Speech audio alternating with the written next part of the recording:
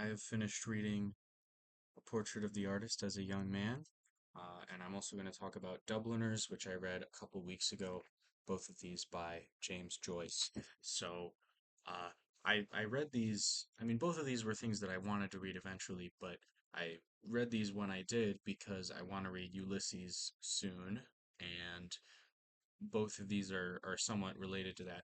I mean, this more so.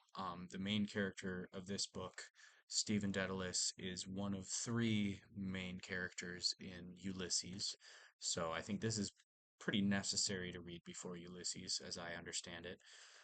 This not so much, but it definitely doesn't hurt.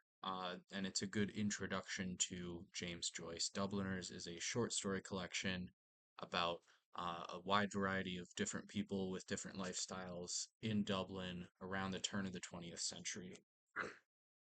Excuse me. Uh, so I enjoyed both of these a lot, and it's interesting to see Joyce's style sort of develop.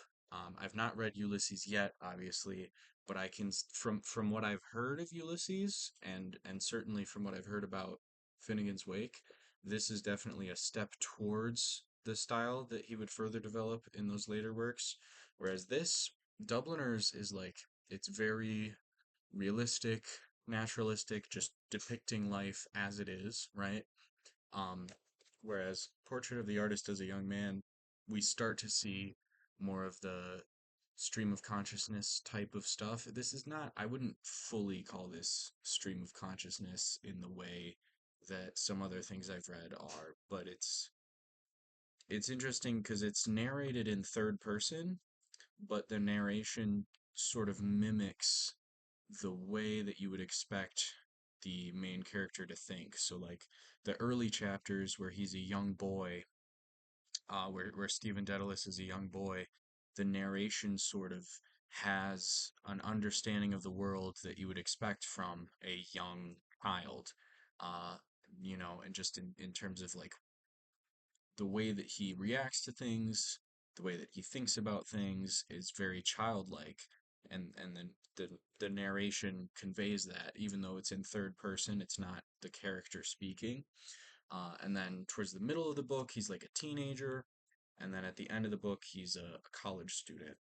So the middle chunk where he's a teenager is like he becomes very preoccupied with ideas of sin and seeking out salvation for his sins because and this is not really depicted in the book, but it's alluded to that between those two chunks, between the first chunk of the book where he's a child and then the middle chunk where he's a like 16-year-old, I think, it's alluded to that somewhere in between there he started, hanging out with unsavory characters, having sex with women, and doing all sorts of things that he views as sinful, but he's doing them anyway.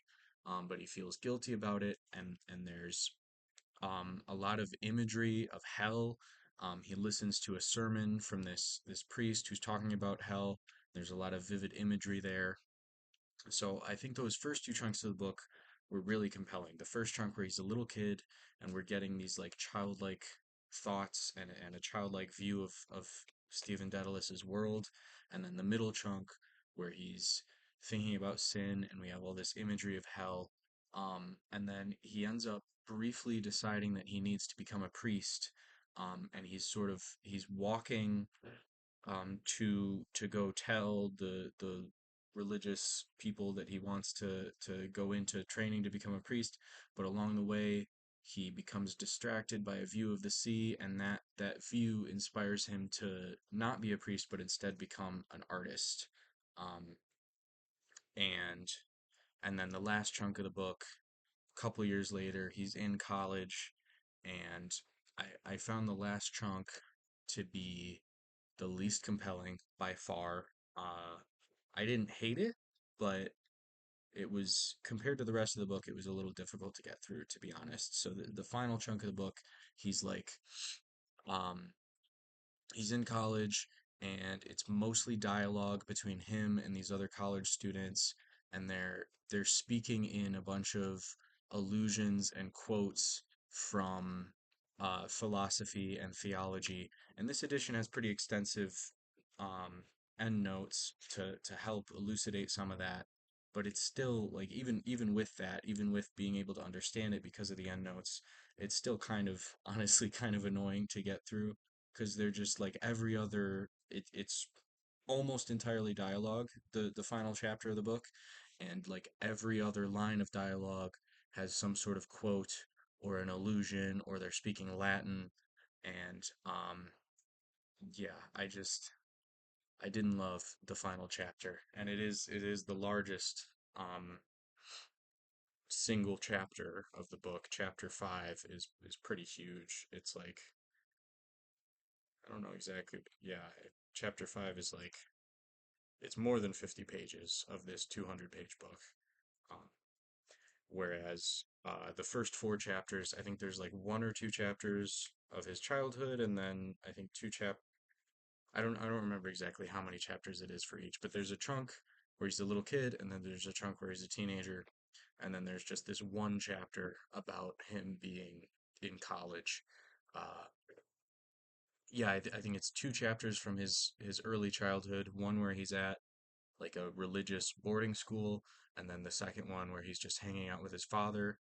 And then there's two chapters from his teenage years. There's him hearing the sermon where hell is described, and then the second one is him deciding that he wants to be a priest and then changing his mind. He wants to be an artist.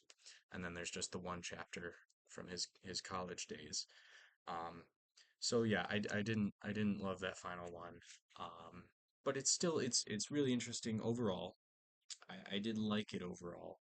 I think I may have actually liked Dubliners a little better, but this is obviously stylistically more interesting, and it does make me excited to read Ulysses. I'm not going to do that immediately, but I would say